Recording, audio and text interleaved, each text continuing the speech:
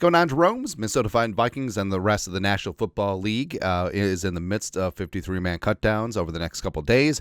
Deadline is Tuesday afternoon, but always, there's a handful of trades at this part of the year. Basically, teams swap usually some day 3 draft capital, whether it's a conditional pick or a draft pick swap for the rights to a player who was probably going to get axed by their team, but the team that wants him doesn't want to fight with the whole waiver system, etc. So there's tons of moves this time of year. That's how the Vikings ended up with Nick Mullens a couple years ago, and there's some value on the Vikings roster, right? As we saw from the preseason games where the Vikings looked very good. 3-0 preseason champs, except for the Bears went 4-0. But the Vikings are deep. Like, there's a lot of talent on this team, and not all of this talent is going to fit into the 53 and or practice squad. So the Vikings could potentially find some value. Now, also, detour. So it's kind of funny, man. So Jaren Hall. Jaren Hall had a phenomenal preseason with the Browns and the Eagles game, sort of whatever against the Raiders. Now, I have been probably the largest advocate for Jaren Hall in the media, a.k.a. the Mormon missile. But the second that you whisper out there is like, hey, maybe Jaren Hall could get onto the practice squad, or maybe Jaren Hall has some trade value, all of a sudden, I'm just a hater. I'm just a hater of Jaren Hall. Please. Child, please, come on, man. I'm the one who said that Jaren Hall could be McCarthy's long-term backup, so I don't want to hear it. But also, roster construction, it just sort of is what it is, right, this year. But either die a hero, a Jaren Hall hero, or you live long enough to see yourself become the villain. That's what happens, man. But the Vikings, especially since they're bereft of draft picks in 2025, if they can get some day 3 nice next year. Also, if they should be scouring for interior offensive line upgrades, right? Because don't really trust Ed Ingram. Dalton Reiser's back injury is concerning. Dan Feeney has also been dinged up, so the Vikings could and should be looking to upgrade in that department. Long story longer, here is 9. Vikings that potentially have some trade value as we head towards 53-man roster cuts. Number 1, Jaren Hall. Yes. And again, I apparently am the largest Jaren Hall hater in the world, even though I've been the number 1 Jaren Hall supporter outside of Jaren Hall's freaking immediate family, so people must be new to the channel.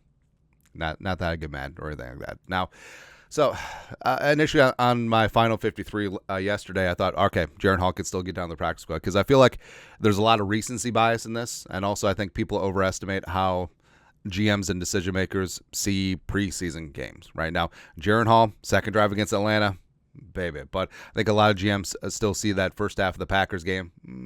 Maybe not so much. But I do think that Jaren Hall could potentially be an upgrade for a lot of teams out there. And in terms of just trying to get him through waivers, could he get there? Could be up in the air, but all it takes is one.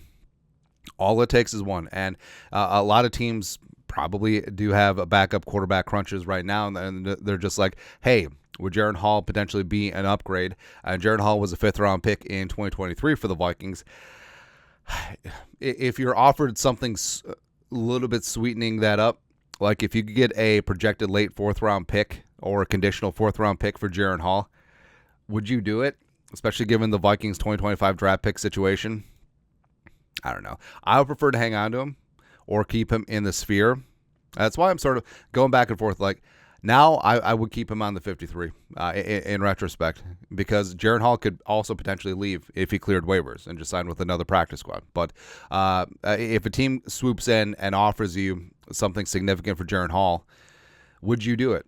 Because Darnold's obviously the man, and the Vikings, whether you like him or not, I mean, Nick Mullens is a favorite of this coaching staff, but also, I mean, so is Jaren Hall, right? And with the future with J.J. McCarthy, I don't know, man.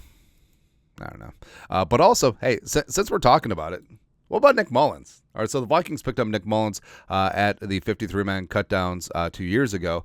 And also, I know people are trying to say, well, they're trying to get Kellerman down through waivers to the practice squad. No, they were just done with Kellerman. But we missed on that one. But so Mullens, could Mullens be a spot where, yes, he throws a lot of interceptions. He does that, man. That's been the hallmark of his career. But as we saw from last year, he can move this offense. Almost had a 400-yard game against the Lions. So do teams look at Nick Mullens, especially you look at San Francisco? That's where Mullens got his start with Kyle Shanahan. Would Mullens be an upgrade over the Passion? Even though, again, going back to preseason, Josh Dobbs looked really damn good, man. Running that football just brings up memories. All he can do is beat the Saints. That's it. But with Mullens, could he be an upgrade for several other teams around the league in terms of backup? Sure. And also, if the Vikings truly do trust Jaren Hall to be the QB2 and behind Sam Darnold and would want to keep Jaren Hall in the sphere over Nick Mullens long term, could that be an option? Potentially. Next up, number 3. Cornerback Caleb Evans. Now, Evans was a 4th-round pick out of Mizzou by way of Tulsa, has been an intermittent starter for the Vikings over the last couple of years. He's part of that infamous 2022 draft class. But, the Vikings, the Vikings cornerback room could get a little bit tight. So, Gilmore, Griffin, Murph. And I think McLaughlin has definitely cemented himself a spot on the rooster. Moreau, they like the veteran, as well as Diamond Duke Shelley's look really damn good, too. And could Evans be sort of the odd man out? And frankly, just given his age and given the fact that he's does have starting experience, I think that he potentially could have some trade value in this spot. Plus, Evans, a little bit more of a zone cornerback than press man, which is what the Vikings ideally want to do this year. And I do think that Evans could have some trade value out there for teams that are in need at the cornerback position. Number 4, outside linebacker Patrick Jones. Now, he's the guy that we've advocated potentially trading for basically all off season, because it could be a win-win, because the Vikings are deep at edge rusher. Van Ginkel, Grenard, Turner, as well as some of the young guys that you like, whether it's Richter, whether it's Carter II, whether it's Owen Porter, whether it's Gabe Murphy, who could potentially end up on IR. Now, do you want to protect them, keep them on the 53, or roll the dice trying to get them through waivers, right? And also, the veteran Hadi Ward, they love his versatility, but could Ward get down to the practice squad? Now, Jones is in a contract year, and Jones has put up decent productivity whenever he's been given opportunity, but every single year throughout his career so far, he's been the 4th edge rusher. Now, I think that he will be a massive upgrade for a lot of teams as their 2nd or 3rd pass rusher. So he potentially could have a ton of value in this spot as well. And 5th rounder might be low. Can we sweeten that up to a conditional 4th if he gets over 5 sacks?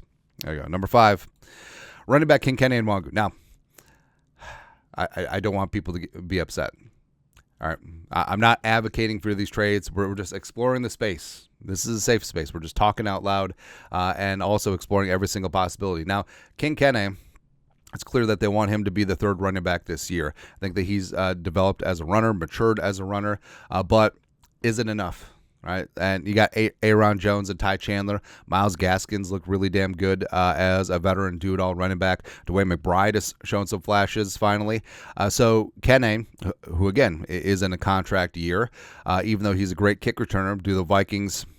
Do they trust other guys on the kick return like a McBride or Gaskin or Naylor Powell, etc., who they've all experimented rotating through on the kick return? Right, so with Kenny, could the Vikings sell a team on his kick return prowess? And also, it's a question, just like with Jones, is he going to sign a 2nd contract with the Vikings? Do you want him back next year? And if not, can you get some immediate value now versus rolling the dice on the comp pick system, which the Vikings are probably going to be spenders in free agency next offseason, so that could be a moot point. Something to consider. Next up, number 6. Again, not advocating, we're just exploring the space. So Tristan Jackson showed up and showed out in preseason, 3 straight games with a touchdown, and I love his story, has grinded his way up over the last couple of years. Now, you need to factor in that he and Justin Jefferson are best friends. All right, and do you want to piss off JJ by trading away one of his best friends on the team, if not the best friend? Maybe not. But with Addison, so Addison, he's not going to face suspension this year. Like, the legal system's going to get dragged out, and he'll probably be facing suspension in 2025. So take that off the table. But could he be slowed or potentially miss time early on with that ankle injury? That would be a plus for keeping Jackson. But how do you feel about the rest of the receiver room? So Jalen Naylor is rising up. I think Jackson has earned a 53 spot. Brandon Powell, Kevin O'Connell loves a lot. Trent Sherfield has done some really good things. making his case for the 53. You look at Lucky Jackson. I mean, if Lucky Jackson could just get his feet down, he would have had 2 touchdowns against the Eagles. And also you got Deshaun Jones, who the Vikings like a lot as a UDFA. Plus, not gonna lie, Justin Hall looked kind of impressive yesterday, mainly because I love when a wide receiver wears number 49. So it could just be a numbers crunch in this spot. And Jackson, I mean Jackson may be a realist here. It's like, hey, I busted my ass, but I'm still going to be at best wide receiver 4 or 5 on this team. I could be an upgrade for several squads around the league, and maybe I just want to take my talents elsewhere. It certainly could be a spot like that as well. Next up, number 7, tackle David Quisenberry. Now, this gets less sexy, given that Walter Rouse gave up a really horrific sack yesterday. But Rouse, it does seem like they like Rouse as the future swing tackle. Quisenberry certainly has been long in the tooth, even though he's been solid whenever he's been asked to be plugged in over the last couple seasons. But, I mean, you look at a team like the Browns, where both their starting tackles were on the PUP list, and they could be just yearning for some depth there. And tackle is a premium position. The Vikings are good to go with Darius and O'Neal. And if they do trust Rouse as that third tackle, and you could get something for a veteran who has basically cost you nothing, could that be something they explore? It's a possibility.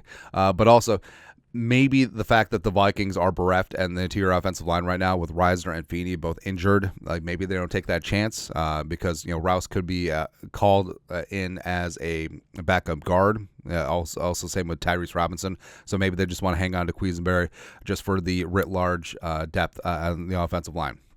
Who knows? Next up, number 8 actually, 6th rounder for Brian Osama. Oh, yeah, third column's estimate math. But so Osama, the 3rd round pick in that famous 2022 draft class. Now, I like that he's been flying around making plays, but is it a spot where it could come down to Osama or Dallas Gant? And do they like the future of Dallas Gant a little bit more? It's a possibility. Now, Osama, his issues have been injuries over the first 2 years. Whenever he's been healthy and on the field, like he's made plays. But is Dallas Gant more consistent? Is Dallas Gant potentially a better special teamer? Who knows? But the Vikings, off ball, Pace, Cashman, Grugier, Hill. I mean, that's solid, and you probably aren't going to keep more than 4 off balls on the 53. So basically, it comes down to how much do you like Dallas Gant, and if it's a lot, and you're able to get a little something for Osama, is that something they explore? Lastly, number 9. Lewisine. So I'm not really even holding out hope for a trade right now. Yes, he had a great game against the Browns, but did not have a good game against the Eagles, which is ironic because the Eagles probably would have been a team that could have traded for Lewisine, given the Eagles' turnover in the secondary this offseason, as well as Howie Roseman's affinity for former Georgia defenders. But seeing... It could just be a numbers crunch thing here with seeing Harrison, Beasley, Metellus. Obviously, they love Theo Jackson. Jay Ward, I mean, maybe he sticks around. Maybe he's a practice squad guy. Maybe it comes down to one spot, but yeah, we'll see what's seen. Right. And lastly, you know what? You want to get nuts? Let's get nuts. Let's get people really mad here. Cam Beasley. All right, so of course, I'm obviously not advocating trading for Cameron Bynum. I would prefer if they extended the Pride of the Philippines long time, but what if it's a spot where Beasley knows his value, and the Vikings aren't going to pay it. And Bynum is in the contract year, and like we said, I don't think that the Vikings are going to win in comp picks next offseason because I think they're going to be big-time spenders in free agency. So even if Beasley signs somewhere else next offseason, I mean, really looking forward to the 2026 compensatory pick. Wow. Or if you can get immediate value right now. Now, so we as fans, we obviously overestimate, the value of some of our players in the market, and probably would not get a first-round pick for Beasley. Not because he's not great, but because that's just the way that the safety market has been devalued. But could you get a second or third for Bynum?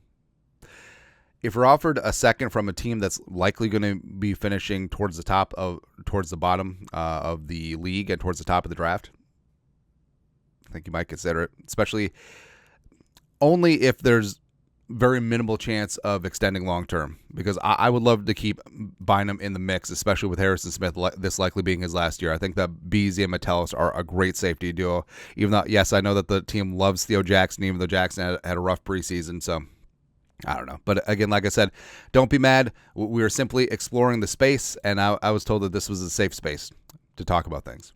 That's all. Anyways, that's it. 9. I guess 10. Vikings trade candidates at 53-man cutdowns. Let us know your thoughts. Our thoughts, comment section below. Subscribe for daily Vikings takes. Want to support the work? Put a little something in the Venmo. But till next time, Skol, production value.